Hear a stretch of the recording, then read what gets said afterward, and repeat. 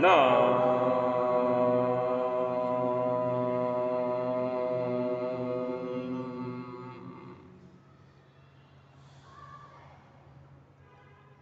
na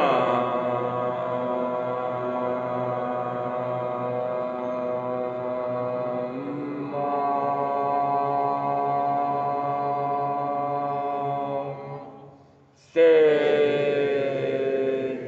ga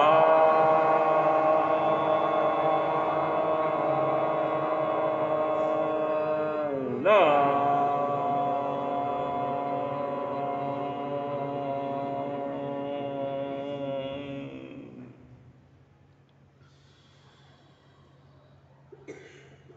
na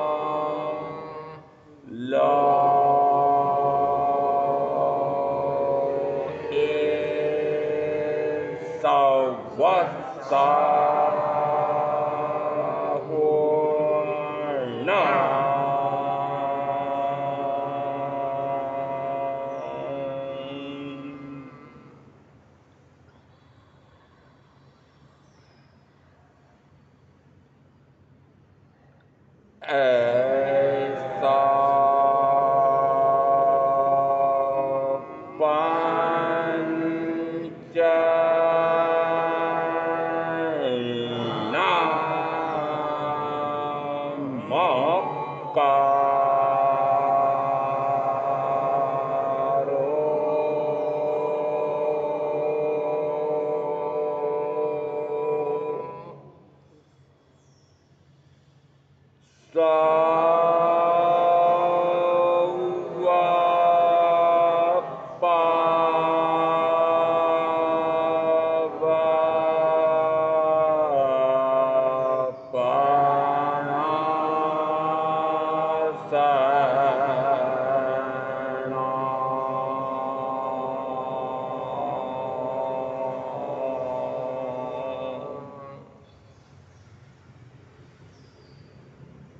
पंच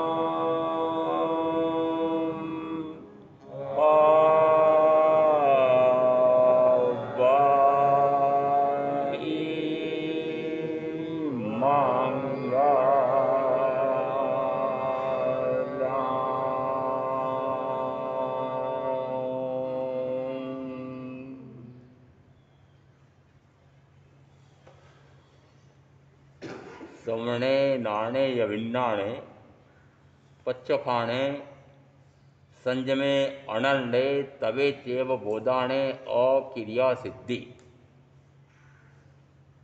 तथारूप श्रवण महान से सुन करके वह ज्ञान की प्राप्ति करता है। ज्ञान से वह विज्ञाता होता है। विज्ञाता ही ज्ञाता है, ज्ञाता ही विज्ञाता है। ऐसा जब विज्ञाता हो जाता है, आत्मज्ञाता हो जाता है, स्व का भी ज्ञाता हो जाता है, पर का भी ज्ञाता हो जाता है, और फिर वह पर भाव से परे होकर के स्वभाव में आता है, तब कहा जाता है कि उसने प्रत्याख्यान में प्रवेश किया है। तो प्रत्याख्यान का अर्थ हुआ कि प्रथमतः वह स्व को भी जाने, पर को भी जाने, स्वभाव को भी जाने, पर पदार्थ के कारण से, कर्म के कारण से, रागी दृष्टि के कारण से, बाह्य में किसी भी निमित्त के कारण से वह पर भाव में जाता है।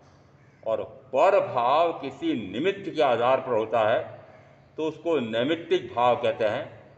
और स्वभाव वह स्वयं ही अपने भावों से ही, अपने स्वयं के गुण से ही प्रकट होता है।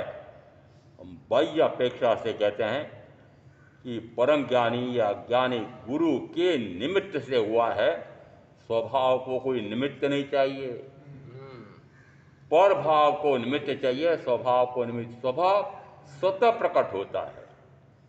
इसका अर्थ है कि जिस समय स्वभाव प्रकट होता है उस समय विभाव का विलय हो जाता है, और उसी को कहा है वह प्रत्याख्यान है। सवणे नाणे या विन्नाणे पच्चखाणे, और वो प्रत्याख्यान जो है वही संयम में ले जाता है। तो संयम में क्या करता है? संयम में वह सबसे पहले प्रत्याख्यान करता है। किसका प्रत्याख्यान करता है? किसका परित्याग करता है? किसको छोड़ता है? न तो कोई वस्तु ग्रहण करने की है, न छोड़ने की है। यदि ग्रहण करना और छोड़ना हो रहा है तो वह तो किसी पुद्गल का हो सकता है। तो यहाँ पर किसको ग्रहण करें तो क्या छूटे? किसको ग्रहण करें तो क्या छूटे? अपने आप को ग्रहण करे। अपने आप को तो ग्रहण हो नहीं रहा है, पर वह कुछ छोड़ रहा है। तो छोड़ने का भाव आता है। इसका अर्थ है कि मैं कुछ कर रहा हूं, छोड़ रहा हूं। एक रानी को छोड़ा, दो रानी को छोड़ा, तीसरी को छोड़ा, चौथी को छोड़ा। जिस समय एक एक करके 32 की 32 अपनी रानियों को छोड़ करके सरवीर से स्वयं लेने का भाव जगा, बहनों को पता लगा। पता कैसे लगा? कि जिस समय अर्धांगिनी उनको स्नान पीठ पर बिठा करके और स्नान करवा रही थी, उस समय स्नान कराते कराते उनकी पीठ पर दो गरम गरम आंसू। पीछे मुड़कर देखा, ये दो आंसू कैसे? कुछ नहीं, कुछ नहीं। नहीं नहीं, कारण तो होगा। फिर भी टाला। फिर नहीं पूछा कारण क्या है? कि मेरा भाई सर्ववृत्तीय संयम लेने जा रहा है, वह एक एक रानी को प्रतिदिन छोड़ रहा है। अरे कायर! क्या बोले? अरे कायर! अरे जो 32 रानियों को, ऐसी सर्वांग सुंदर रानियां, और इस प्रकार का धन वैभव कितना, उन सारों का परित्याग करके और सर्ववृत्ति स्वयं लेने जा रहा है, और उसको क्या कह रहा है? कायर। क्यों कहा कायर? अरे जब छोड़ना ही है तो एक एक करके क्यों छोड़ रहा है? एक साथ क्यों नहीं छोड़ता है? भरतार, कहना सरल है, करना कठिन है। जैसे कहा करना कठिन है, उस स्नान पीठ से उठे और ये छोड़ा। कितनी छूट गई? 8 रानियां छूट गई। और जहां रानियां शब्द आता है वहां पर मानना कि वो राजा है। इसका अर्थ है कि वो राज्य वैभव और 8 रानियां एक साथ छूट गई। आप भाइयों से पूछो क्या? पूछा मत करो। कितनी रानियां है?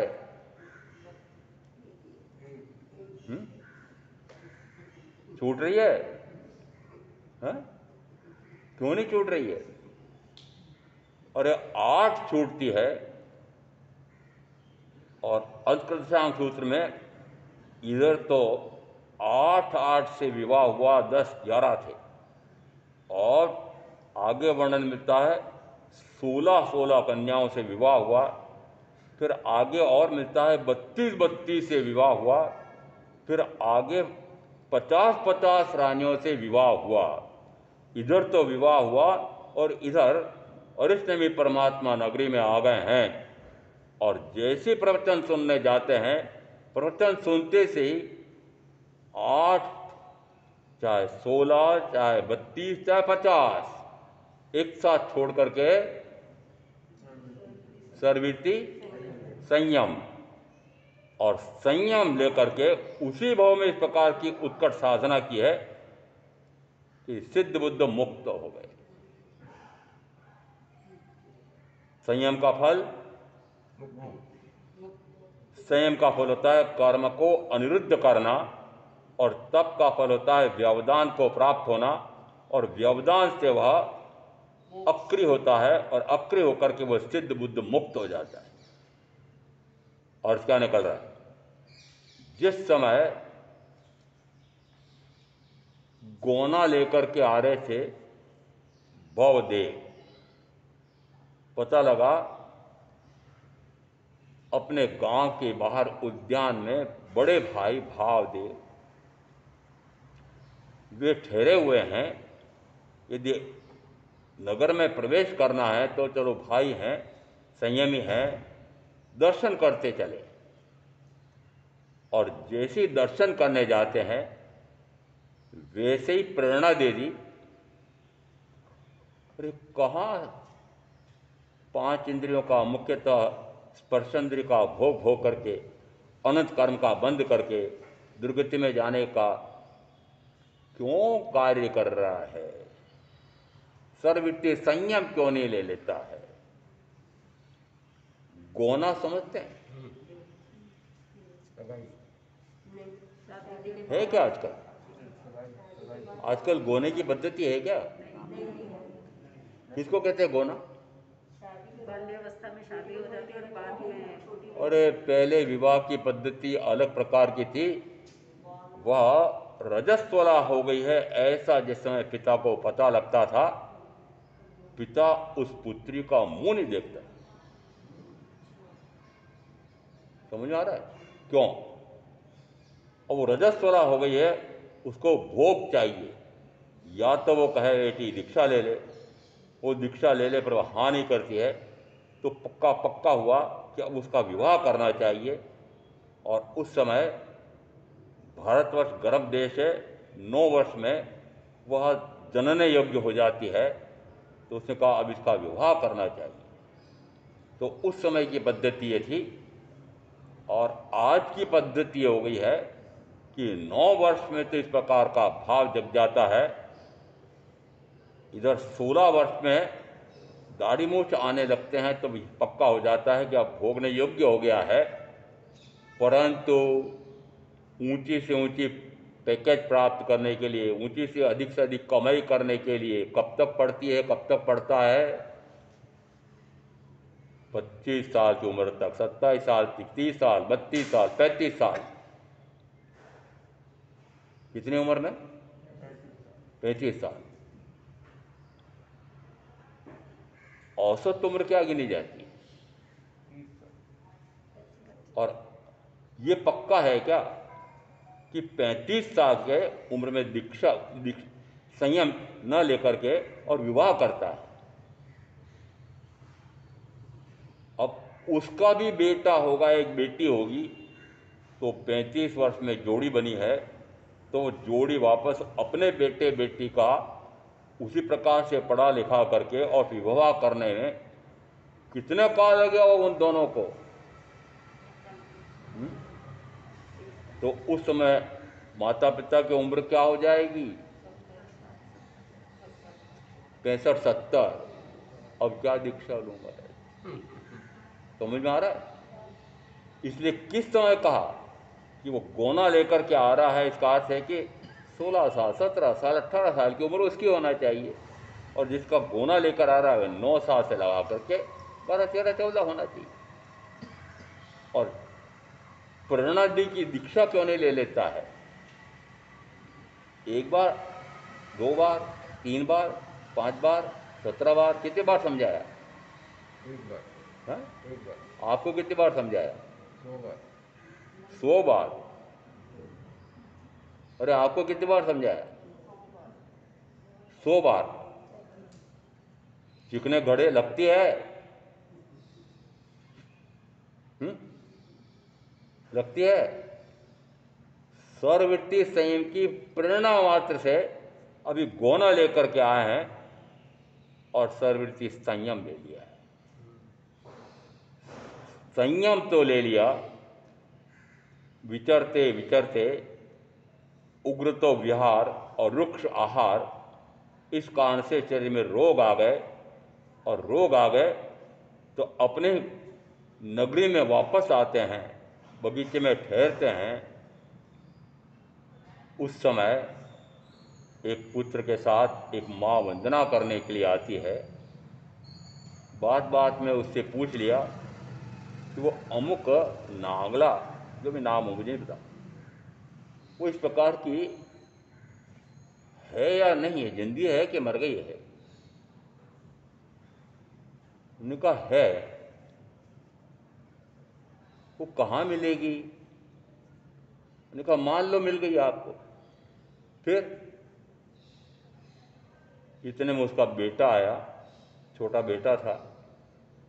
उसने कहा माँ आप जो दूध रख कर के गए थे उसमें मक्खी पड़ गई थी, मैंने सोचा कि मक्खी निकाल के फेंक देता हूँ, और फिर मैंने वो दूध पी लिया।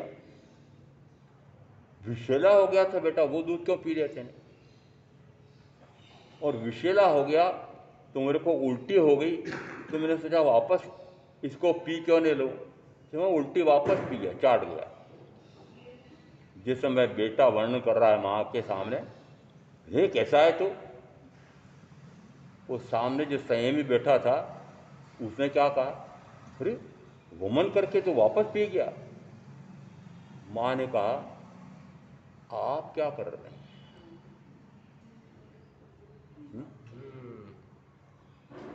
आप क्या कर रहे हैं?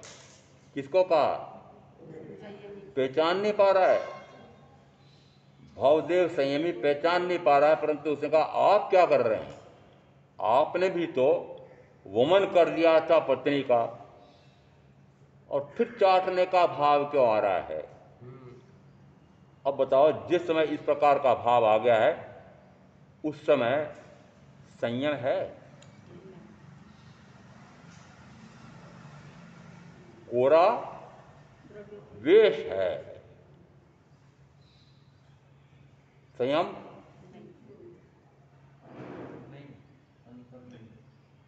वेश तो है,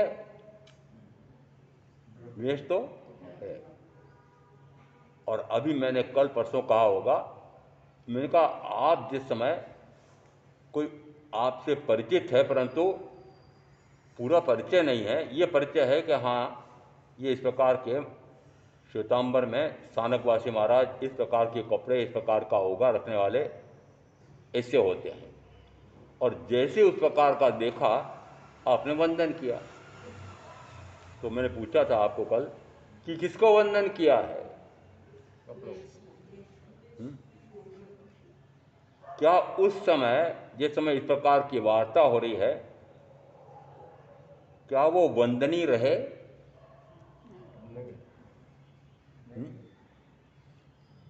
वेश से तो संयमी है, पर भाव से और संयम आ गया है, भोग भाव आ गया है। और भोग भाव भी कौन सा? कि स्पर्शेंद्रीय भोग का भाव आ गया। जिस पत्नी को छोड़ करके सर्ववृत्ति संयम लिया था भाई के कहने से, पुनः भाव क्या आ गया कि उसका भोग भोगूं, और वेश भी है, सब कुछ है, पर संयम में माना जाएगा? नहीं माना जाएगा। वंदनीय रहेगा? नहीं रहेगा। आप परीक्षा करते हैं क्या?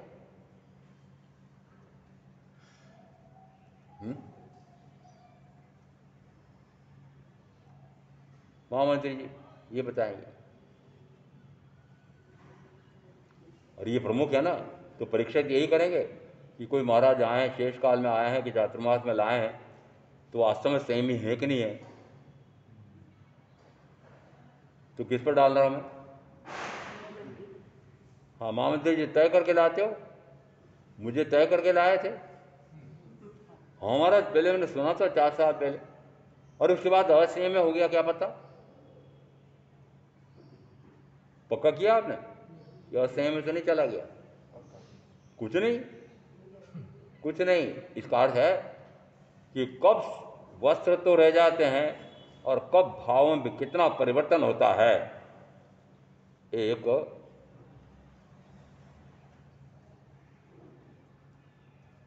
प्रज्ञा अपनानी। एक गाथा धर्म कथा 19 अध्ययन है इसमें, और एक अध्ययन अंतिम, उसमें 2 का चित्रण आता है। जैसे इस गृह नगरी में, राजधानी में सर्ववृत्ति संयमी, विशिष्ट संयमी स्थविर भगवंत आए थे, और राजा प्रजा सारे उनकी परुपासना करके प्रवचन श्रवण करते हैं, और प्रवचन श्रवण करके और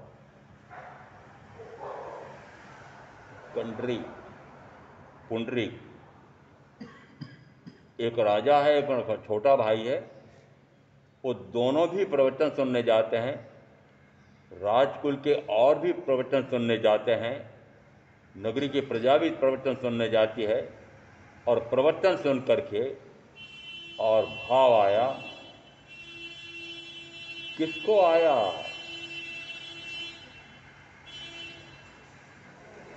पता याद है? बड़े भाई को भाव आया कि मैं तो दीक्षा लेना चाहता हूं। आज्ञा मिल गई, दीक्षा हो गई, दीक्षा हो गई। विचरते रहे, विचरते विचरते विचरते रुक्ष तो आहार मिलता था और उग्र विहार होता था गुरु के साथ रहते हुए, और उस कारण से शरीर में रोग आ गया। रोग आने के कारण से घूमते घूमते वापस अपनी गृह नगरी राजधानी में आ गए। पता लगा बगीचे में रुके हैं, तो राजा ने उनका उपचार कराया। उपचार जब पूरा हो गया तो विहार कर दिया, पर वापस लौट करके आ गए। दासी ने समाचार दिया, आपके भाई राजा उद्यान में ठहरे हुए हैं, दर्शन वंदन करने के लिए जाते हैं, और उन्होंने जो सर्ववृत्ति संयम लिया उसके प्रति अहोभाव व्यक्त करते हैं। वो आपने कैसे 5 महारत्न संयम का ग्रहण किया है, और कैसा आप इतना अच्छा पाल रहे हैं, ओ धन्य हैं आप, धन्य हैं आप, धन्य हैं। सुनते तो हैं, पर उनको धन्य है सुन करके लगा नहीं। क्यों नहीं लगा? कि उनको भाव वापस ये आ गया था कि मैं तो वापस राज्य सुख का, 5 इंद्रियों का भोग भोगूं। भाई राजा ने ताड़ लिया। उन्होंने कहा ऐसा करो, चुपचाप तुम्हारा ये वेश मुझे दे दो, और तुम चुपचाप जाकर के राजगद्दी पर बैठ जाना। जैसे वेश परिवर्तन करके वे वापस गुरु की खोज के लिए निकलते हैं, और जब तक गुरु नहीं मिलेंगे तब तक मैं आहार पाने नहीं लूँगा, ऐसा प्रण करके निकलते हैं। इधर वे राजा वापस राज सिंहासन पर बैठ करके, और डट करके तो 32 व्यंजन, 33 तरकारियाँ, इस प्रकार के बढ़िया से बढ़िया भोजन करते हैं, गरिष्ठ से गरिष्ठतम भोजन करते हैं, और 5 इंद्रियों का इस प्रकार से भोग भोग करके मजा ले रहे हैं। और इधर वो भाई जिस समय गुरु की खोज में जा रहे हैं, गुरु मिले नहीं, और 3 दिन निकल गए। गुरु के पास जाते से भाव आया कि अब मैं तिले तप का आराधन करना चाहता हूँ। गुरु ने आज्ञा दी। 3 दिन तक इस प्रकार से उन्होंने तिला तप करके इतने कर्म की निर्जरा कर ली कि सर्वार्थ सिद्धि के देव बने और 3 दिन तक इस प्रकार से कंडरीक ने जो भोग भोगे उसके कारण से 7वीं नारकी में गए। समझ में आ रहा है? 3 दिन के भोग से, इधर 3 दिन के पंचेंद्र विषयों के भोग से कहाँ तक गए हैं? 7वीं नारकी। आपके पांचेंद्रियों के भोग के 3 दिन ही हुए हैं कि 30 दिन हुए हैं कि 30 वर्ष हो गए हैं, कितने हो गए पता लगाना। पता लगाओगे कि पांचों इंद्रियों के भोग भोगते भोगते कितना आयुष का काल निकल गया है।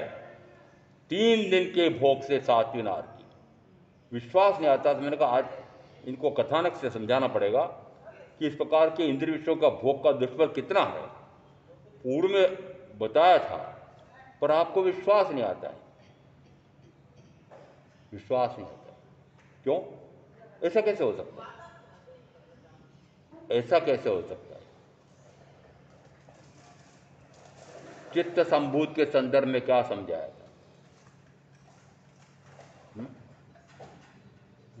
चित्त की किस प्रकार की साधना थी और संभूत की साधना की थी। और चित्त मुनि ने, संभूत मुनि पूर्व के नाम है ब्रह्मदत्त चक्रवर्ती, उसको कितना कहा कि तुम यह सारा चक्रवर्तित्व का सुख भोग कर छोड़ करके और सर्ववृत्ति संयम लो, और सर्ववृत्ति संयम लो तो तुम इसी भाव में मोक्ष चले जाओगे। यदि आप कहो कि नियाणा किया था और नियाणा करने वाला तो सर्ववृत्ति संयम ले नहीं सकता है, तो फिर सूत्रकार ने कहो, आगमकार ने कहो, इस प्रकार का कथन कैसे दिया? आप कहोगे नहीं नियाणा किया था कान से, वो तो छोड़ ही नहीं सकते, तो फिर सूत्रकार कैसे करवा रहे हैं ऐसा कि तुम छोड़ो, और तुम छोड़ो तो तुम इस प्रकार की मुक्ति की साधना कर लोगे, जन्म से मुक्त हो जाओगे, ऐसा भी कहा जा रहा है। और फिर जिस समय उनको लगा कि भाई मुझे भी लग रहा है कि इस प्रकार के चक्रवर्तित्व का सुख भोगते भोगते काल पूरा करूंगा तो मुझे नरक में जाना पड़ेगा, परंतु मुझसे तो ये छूट नहीं रहे हैं। आप क्या कहते हैं? आप क्या कहते हैं? महाराज मैं भी जानता हूं, मैं भी जानते हूं, जानते हो ना? जानता हूं, जानते हो कोई जहर खाता है? यदि मैं आपके सामने एक संख्या नाम की पुड़िया रखूं और मुझे पता है कि वो पुड़िया तो मात्र कोई औषधि की है, पर मैंने कहा कि ये संख्या की पुड़िया है, खा लो। बताया कि संख्या खाते से मृत्यु हो जाती है, तुरंत मृत्यु होती है। नहीं नहीं नहीं नहीं, पीछे हट जाएंगे। मात्र अफवाह फैलती है कि आज जिन नगर श्रेष्ठी के यहाँ पर प्रीति भोज है, जो रात्रि भोजन के त्याग वाले 5-25-50 पहले गए थे, 2-4-5 प्रकार से अस्पताल में भर्ती हो गए, पता लगा कि अमुक श्रेष्ठी के यहाँ पर जो भोजन बना है उसमें विष है। अफवाह क्या फैला? अफवाह फैली, और अफवाह फैलने के बाद में उस अफवाह पर भी विश्वास करके और लोग भोजन करने नहीं गए। और मैं यदि अफवाह नहीं सत्य कह रहा हूं, परम सत्य कह रहा हूं कि 5 इंद्रियों के भोगों के कारण से एक बार नहीं अनंत बार मृत्यु होती है। आपने उसको माना क्या? और सत्य कह रहा हूं तब भी आप नहीं मानते हो, और वहां वास्तव में सत्य नहीं है तब भी आपने माना नहीं, मर जाऊंगा।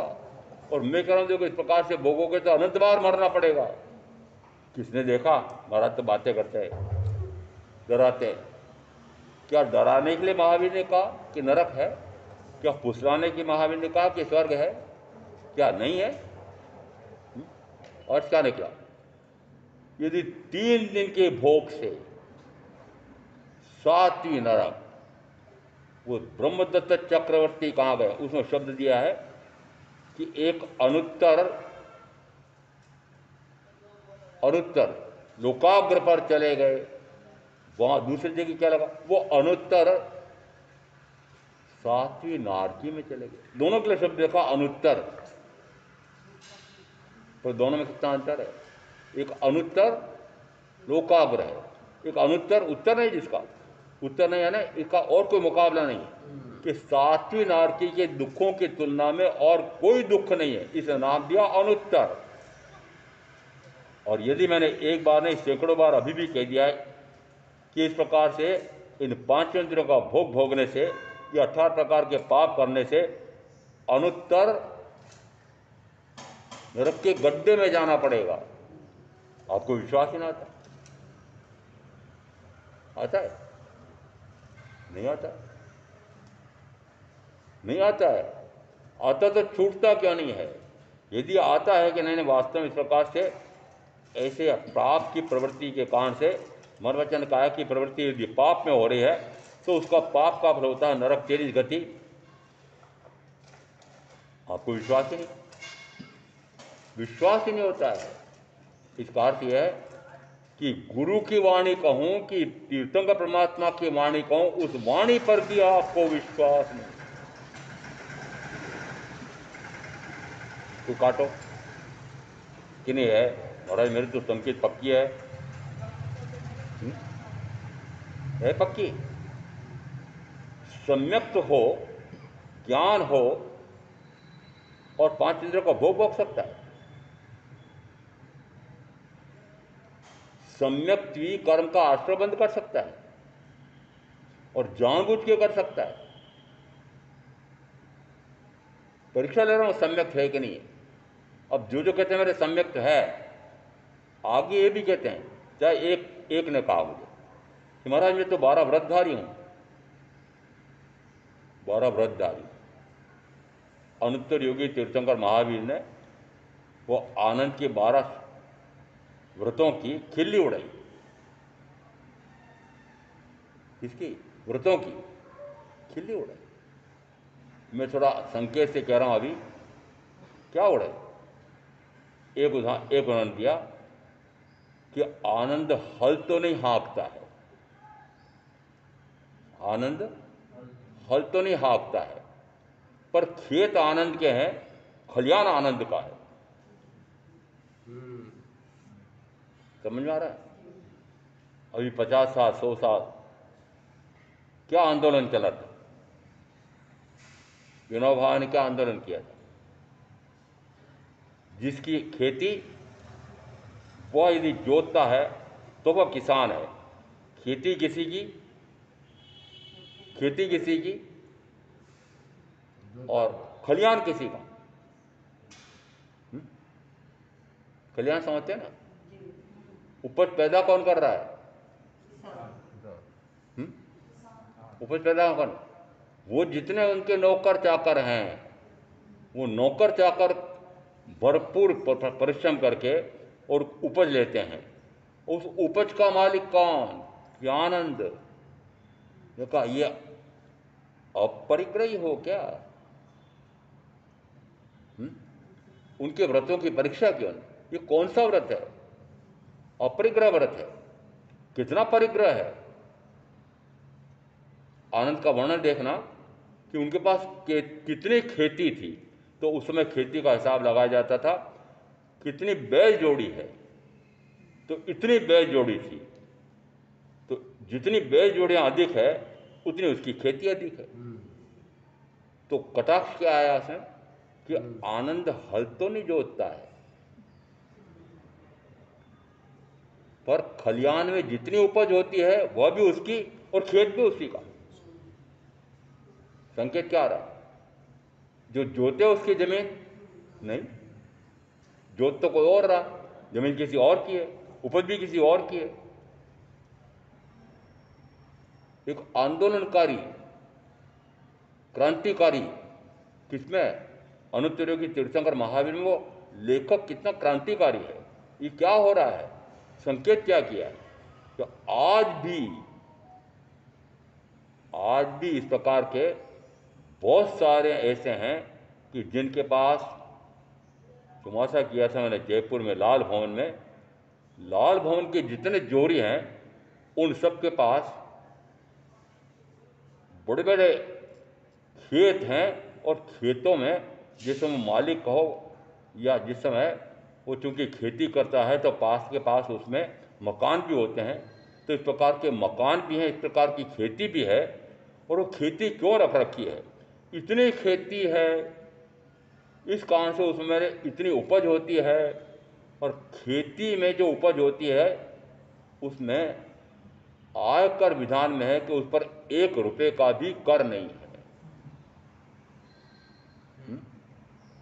अब उस फार्म हाउस की जितनी भी खेती है उसमें एक श्रेष्ठी ने इतने उपज बताई, महाराष्ट्र का समझ लेना। जिस समय उसने ऐसा बताया उस समय उस आयकर अधिकारी ने कहा कि भाई महाराष्ट्र में तो लोग खेती और लोगों ने आत्महत्या कर रही है, तो उसी महाराष्ट्र में तुम हो और तुम कहते हो कि मेरे कृषि फार्म में इतनी उपज हुई है, इतने लाख रुपए की उपज हुई है, तो तुमने ऐसा क्या किया? जरा बताओ कि उनको तो आत्महत्या करके मरना पड़ रहा है। बताओ, नाटक था कि नहीं? वो कर चोरी थी कि नहीं? तो उसी प्रकार से आनंद का भी मानना कैसा हुआ है? एक एक व्रत की खिल्ली उड़ाई, दिन में भी संभोग कर सकता है। आनंद श्रावक है, वृत्ति है, साधक है, आत्मसाधक है, आत्मसाधना कर रहा है। क्या कर रहा है? आत्मसाधना कर रहा है। और दिन में भी मैथुन सेवन किसका? आनंद का। प्रतिमा में देखना, सामयिक प्रतिमा सबसे पहली प्रतिमा है, और ब्रह्मचर्य काली फिर चौथी, और फिर वापस रात का भी मैथुन सेवन टूटना छठी प्रतिमा। समझ आ रहा है? 12 करोड़ सोने का धन अपरिग्रह व्रत है तुम्हारा। क्या पूछ रहे हैं? कौन पूछ रहा है? हाँ? अरे वो लेखक पूछ रहा है। क्या कहा आनंद ने? आनंद निरुत्तर है। मैं कहता हूं कि जिन महावीर ने पूर्णतः 3 करण 3 योग से मैथुन सेवन का पूर्णतः परित्याग किया जीवन पर्यंत के लिए, क्या वे आनंद या किसी भी श्रावक को ये छूट दे सकते हैं कि तुम तो मैथुन सेवन कर सकते हो? दे सकते हैं? आपको महाराज दिए। क्यों? क्योंकि भगवान ने दो प्रकार के धर्म बताए हैं, 2 प्रकार के की साधना बताई है। एक आगार धर्म, एक अणगार धर्म। तो महाराज हम भी तो धर्मात्मा हैं। क्या है आप? आगार व्रत ले रखा है ना? अरे बड़ा व्रतधारी हो ना? आगार है। और महावीर ने बताया जो महावीर पूर्ण ब्रह्मचर्य का पालन कर रहे हैं वो किसी श्रावक को ये कह सकते हैं कि तुम तो दिन में भी मैथुन सेवन कर सकते हो, रात्रि में मैथुन कर सकते हो, तो अपनी पत्नी के साथ तो भोग सकते हो। कह सकते हैं महावीर? अनुमति दे सकते हैं? यदि आपने कहा कि महावीर ने आगार धर्म बताया है, तो आगार धर्म में मैथुन सेवन आ रहा है, क्या महावीर कह सकते हो तो मैथुन सेवन कर सकते हो? जिन महावीर के ये चोरी शब्द क्या लिया अनुत्तर योगी तीर्थंकर महावीर में, कि चोरी का एक तार कपड़े का वो भी मुझे नहीं रखना। ये वस्त्र मेरे पास जो है उसके अनुसार कहूँगा चोरी का। ये जो मैंने वस्त्र पहन रखे ना, पछेबड़ी होगा आदि, ये चोरी के हैं। कोई विरोध करो? चोरी रखा हुआ तो चोरी है। अरे कर चोरी के है कि नहीं? अब बताओ कौन ऐसा है कि जो कर चोरी नहीं करता है? कौन ऐसा है जो काली कमाई नहीं करता है?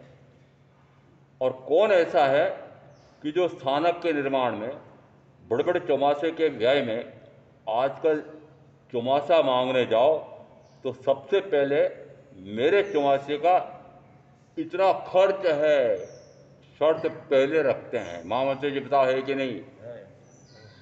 उदय मुनि ने कितना खर्च बताया था? वो तो पूरा नहीं कर सकते। है? जो बताओ वो तो पूरा ही नहीं कर सकते। और अभी तक का लेखा तो रख लेना कि उदय मुनि ने क्या खर्च करा है चौमासे में। पिछले चौमासे का लेखा बता दो मुझे, कितना खर्च करा है उदय मुनि ने? उदय मुनि के चौमासे का बजट कितना? तो मैंने यहां तक सुना है कि 5-5 करोड़, 7-7 करोड़। छोटा मोटा साना करा सकता है। समझ में आ रहा है? संयमी, क्या कहेंगे उसको? संयमी। 5 इंद्रियों का भोग उसमें निश्चित मानता हूं मैं कि स्पर्शेंद्रिय का भोग नहीं है। क्यों स्पर्शेंद्रिय का भोग क्यों नहीं? वो छोड़े बिना तो संयम नहीं हो सकता है। तो पत्नी छोड़ दी, पति छोड़ दिया, परंतु 4 इंद्रियों के भोग और 5वीं का अप्रत्यक्ष भोग। अप्रत्यक्ष भोग, अप्रत्यक्ष भोग कैसे हुआ? षोडशी कन्या है, अकेला साधु है, अकेला कमरा है, पर्दे लगे हुए हैं, वातानुकूलित यंत्र लगा हुआ है और चर्चा चल रही है, ज्ञान वार्ता चल रही होगी ना। ज्ञान वार्ता करने के लिए पर्दे लगाने की जरूरत है? मैंने देखा यहां पर भी हर कमरे में पर्दा। मैंने कहा अरे साधु साधु को पर्दे चाहिए, क्यों चाहिए? धूप से बदल है? पर्दे क्यों चाहिए? पर्दे होते गुप्त कार्य करने के लिए। तो साधु साधु के लिए पर्दे क्यों लगा रखे? समझ में आ रहा है? ये जो आप कहते हैं कि अणगार धर्म तो बताया ही महाराज ने, आगार धर्म भी महावीर ने बताया है। झूठ नहीं बता सकते महावीर, नहीं बताया, और आगम में आया है। यदि महावीर ने कहा तो बताओ मुझे लिखा हुआ। महावीर ने नहीं कहा। यह आगार धर्म के मानने वालों के कारण से बना है। जिस समय कोई भी तलवार राजा, मांडविक राजा श्रेष्ठी, श्रेष्ठी शब्द वहां पर बड़ा विचित्र होता था। श्रेष्ठी यानी जिसके पास करोड़ों अरब रुपए का धन है उसको कहा जाता था श्रेष्ठी। जिस समय प्रवचन सुनते हैं तीर्थंकर महावीर का और सुनते सुनते इस प्रकार का अहोभाव आता है, ज्ञान का प्रकाश होता है, दर्शन गुण का प्रकाश होता है, मिथ्यात्व गलता है, सम्यक तो आती है, उस समय वो उठ करके कहता है भगवान मैं सर्ववित्त संयम लेना चाहता हूं, माता पिता की आज्ञा लेकर के आता हूं। उस समय महावीर ने क्या कहा?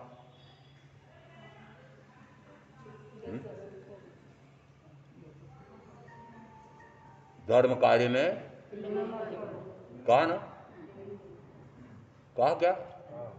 आपने सुना ना? अरे आपने सुना क्या? उस दिन संवत्सर में थे क्या आप? याद है वो भाव आपको? धर्म कार्य में विलंब मत करो। अजगर दशांग में बहुत सारे वर्णन आ रहे हैं, सारे सारे आ रहे हैं। फिर एक और उठा और उसने कहा भगवान मेरी तो ऐसी सामर्थ्य नहीं है कि मैं 5 महाव्रतों को ग्रहण करूं, इसलिए मैं मात्र ये 5 प्रथम प्रकार के पाप अंश में छोड़ता हूं और शेष 7 का विवेक रखूंगा। महावीर ने क्या कहा? चुप हो गए, मौन हो गए, मौन हो गए। क्या कहा? अरे कोई तो बताओ उत्तर। मौन हो गई, मौन। उसने मैथुन सेवन में रखा कि मैं पर स्त्री का, पर पुरुष का भोग नहीं करूंगा, नहीं करूंगी, परंतु अपनी पत्नी और अपनी पति के साथ तो भोगूंगा, भोगूंगी। महावीर ने कहा हाँ।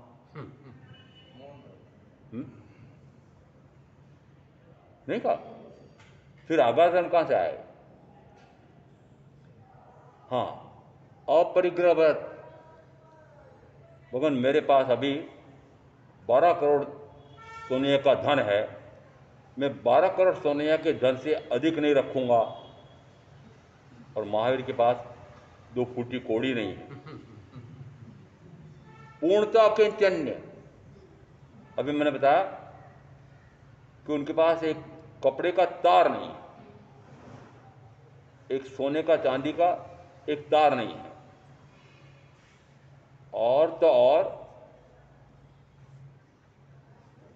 पीछे कमंडल भी नहीं।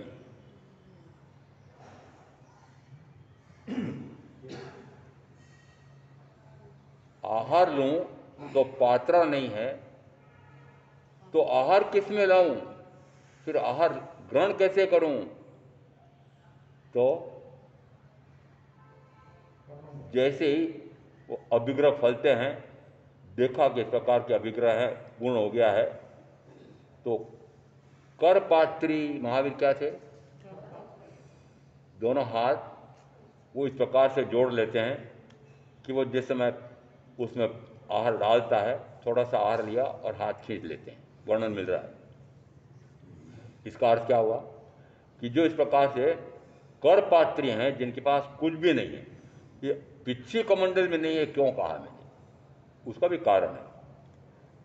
वे दिन में भी ध्यान सो जाते थे, तो रात्रि में रात्रि में उनको गमनागमन की आवश्यकता है, तो फिर पिछी क्यों चाहिए?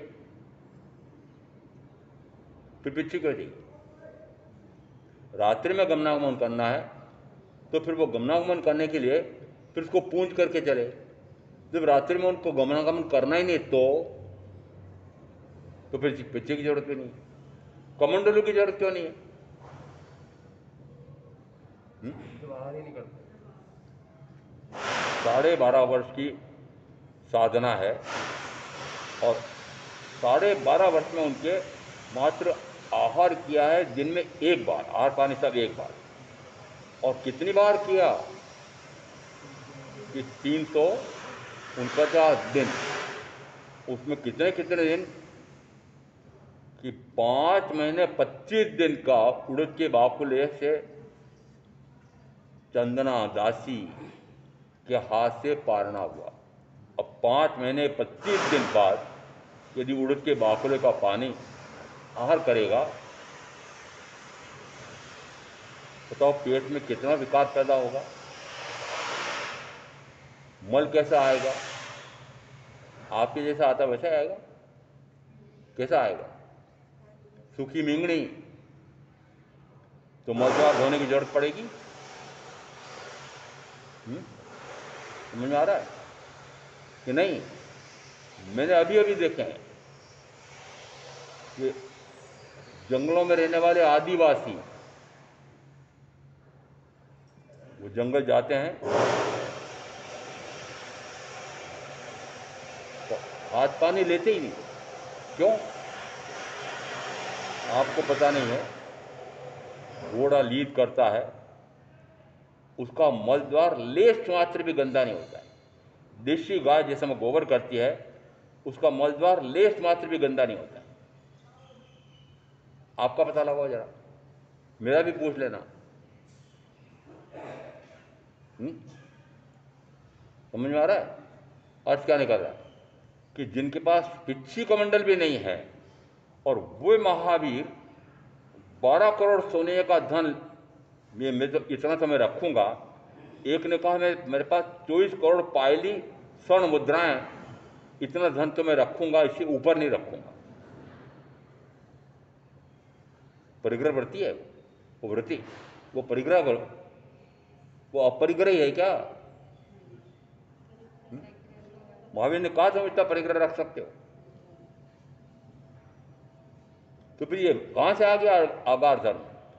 आगार धर्म मात्र उस ग्रस्त की मजबूरी का धर्म है। महावीर ने कहा है मजबूरी। अब जिस प्रकार से आनंद शावक आदि ने उस समय भी इस प्रकार के व्रत ग्रहण किए थे, महावीर तो मौन है। आगे एक ऐसा भी आया है कि जिसने महावीर के प्रवचनों की इतनी प्रशंसा की इतनी प्रशंसा की है कि आज इस प्रकार की प्रशंसा के शब्द आप बोल भी नहीं सकते। और यह कहा कि भगवान आपके प्रवचन तो इस प्रकार के हैं, परंतु मैं तो वापस अपने राजकाज की व्यवस्था देखने के लिए जा रहा हूँ, और उस राजकाज की व्यवस्था में ऐसा भी मौका आया है 180 करोड़ मनुष्यों का संहार हुआ है, ऐसा युद्ध किया है। किसने? कौन हम्म? कौन को हल तो क्या महावीर ने उसको कहा कि हाँ, जैसे तुम्हें सुख उपजे, उसको सुख किसमें उपज रहा है? कौणिक को सुख किसमें उपज रहा है? कि मुझे अपना राजकाज की व्यवस्था करनी। तो राजकाज की व्यवस्था में फिर हर हाथी के लिए जो युद्ध हुआ था, उस समय तीर्थंकर महावीर जो विद्यमान थे, और उनके सामने एक तो ऐसा इतना समर्पित शिष्य है कि जिस समय उद्यान पाल ने आकर के समाचार दिया कि आपके परम आराध्य तीर्थंकर महावीर उद्यान में आकर के रुके हैं, इतनी प्रसन्नता, इतना अहोभाव, इतना अहोभाव, गजब का अहोभाव कि मुकुट को छोड़कर के सारे अलंकार उसको भेंट कर दिए। किसके पीछे है? ये समाचार मिला है कि उद्यान में तीर्थंकर महावीर आए। ऐसा भक्त है तो निश्चित है कि ऐसा भक्त जैसे उनके प्रवचन सुनेगा तो कितनी प्रशंसा करेगा। और ऐसी प्रशंसा करने वाला मात्र हार हाथी के लिए, तो किसके लिए युद्ध? किसके लिए हुआ? हार हाथी के लिए। कि पिता ने एक पुत्र को हार हाथी दे दिया और दूसरे पुत्र को अपना राज्य देना था, वो दे उसके पहले उसने छीन लिया। किसने छीन लिया? कौणिक ने। किससे छीना? महाराजा सैनिक पिता से। और पिता का क्या किया फिर? कारागृह में। एक मुगल काल में इसी प्रकार का वर्णन औरंगजेब का मिलता है। तो मैंने कहा औरंगजेब से भी हमारे यहाँ तो बहुत गजब का पैदा उदाहरण आया है। ये कहाँ है? ये कथानकों में है, औपत्तिक सूत्र में, आगम शास्त्र, और उसमें वर्णन आता है। और मात्र हार हाथी को वापस लेने के लिए युद्ध हुआ है। और युद्ध में एक तरफ महाराजा चेटक हैं, भगवान पार्श्वनाथ के परंपरा श्रावक। फिर वापस जिस समय तीर्थंकर नए हो गए तो महावीर के भी इस प्रकार के श्रमणोपासक महाराजा चेटक, एक तरफ महाराजा चेटक हैं और दूसरी तरफ महाराजा सैनिक के पुत्र कौणिक हैं। और इन दोनों के बीच में युद्ध हुआ है। 1,80,00,000 मनुष्य मारे गए। ऐसा कोई विश्व युद्ध हुआ अभी तक आपके निगाह में? जो दो विश्व युद्ध 1919 में, 1939 में, दो विश्व युद्ध हमारे यहाँ पर भी हुए। इतने मनुष्य मरे।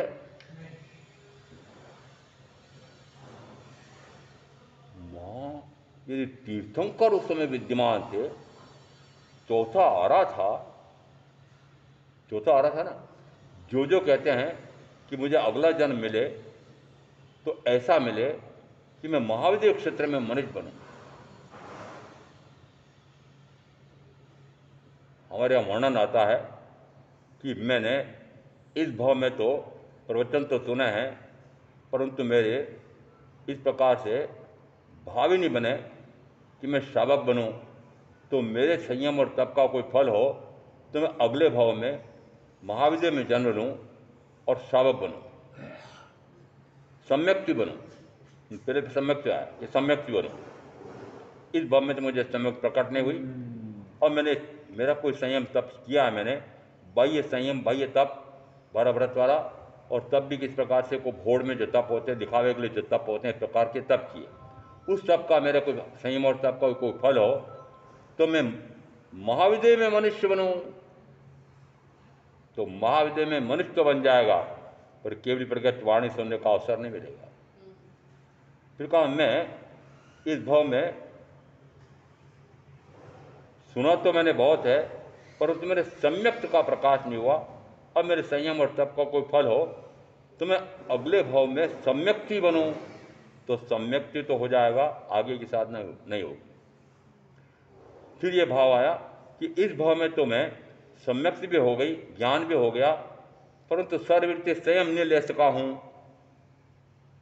तो अब सारे भाई बहनों का कह रहा हूं, यदि मेरे संयम और कोई तप का फल हो तो मैं अगले भाव में महाविद्य क्षेत्र में जन्म लूं और वहां पर सर्ववृत्ति संयम लूंगा।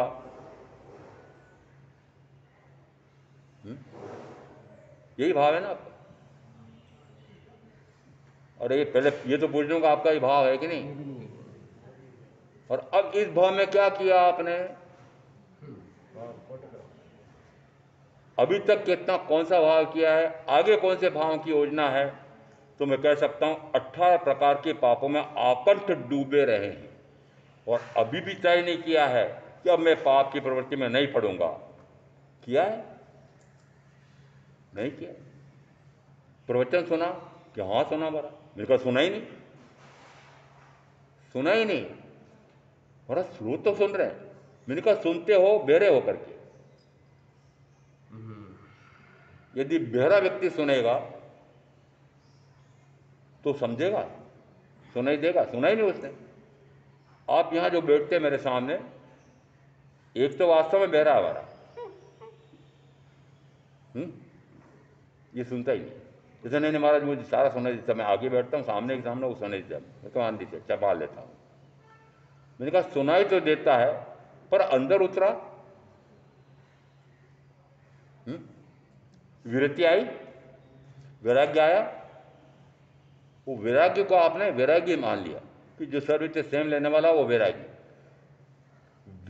विराग यानी राग से रहितता प्रकट हुई क्या? पता लगाओ। प्रवचन सुनना है तो उसका फल, सुना है ऐसा कहते हो, उसका फल बताओ मुझे। और फल यदि आपने इतनी उत्कर्ष साधना की प्रवचन सुन के, तो वो तो बता सकते हो। तो पाप कर रहे हो तो आप मत बताओ। पर आप बताओ कि मैंने प्रवचन सुन करके ऐसी ऐसी वीरती ली है, ऐसे ऐसे मैंने इंद्र विषयों का भोग छोड़ दिया है, ऐसे ऐसा मैंने उत्कर्ष तप किया है, ऐसी संयम साधना की है, बताओ जरा। कुछ भी नहीं, वो भी नहीं। वीरती भी हुई है तो नाटक हुआ है, पचकान भी लिए हैं तो मात्र दिखावे के लिए लिए हैं, मात्र पुरस्कार के लिए लिए हैं, प्रशस्ति के लिए हैं, अभिनंदन कराने के लिए लिए हैं। तब भी किया है, दीर्घ तब भी किया है तो मात्र अभिनंदन के लिए, पुरस्कार के लिए। तो आपकी साधना किस प्रकार की? दिखावे की। दिखावे की साधना मानी जाएगी? ये मुपत्ति बांध कर सामायिक किया है, सामायिक है, संभाव आता है, विषम भाव से परे हुए हैं। और 48 मिनट का विषम भाव से हट करके सम भाव में आ जाए, स्वभाव में आ जा, मोक्ष किससे? 48 मिनट की सामायिक से यावत मोक्ष। कहां सामायिक है? अर्थ क्या निकल रहा है? यदि मैंने कहा कि इस प्रकार की सामायिक का भी कोई लाभ नहीं है, तो फिर आप जो असामायिक में बैठते हैं, ये मत समझना कि इन्होंने सामायिक की क्या लाभ है, ये इसलिए नहीं कह रहा हूं। सामायिक की है तो समभाव की सामायिक की क्या, स्वभाव में जाने की सामायिक की क्या? तो समभाव में रहे तब तो कहा जाएगा कि वो विषम से हट करके सम में आया है, तो पाप से हट करके पुण्य में आया। और आगे जाकर के फिर वो जब स्वभाव में आता है, उसमें कहा जाता है कि वो सर्व प्रकार के शुभ और अशुभ से परे होकर के और मुक्ति की साधना कर रहा है। ऐसा तत्व का स्वरूप समझ करके मैं आप जो साधना करेंगे उनका अवश्य कल्याण होगा। ओम शांति।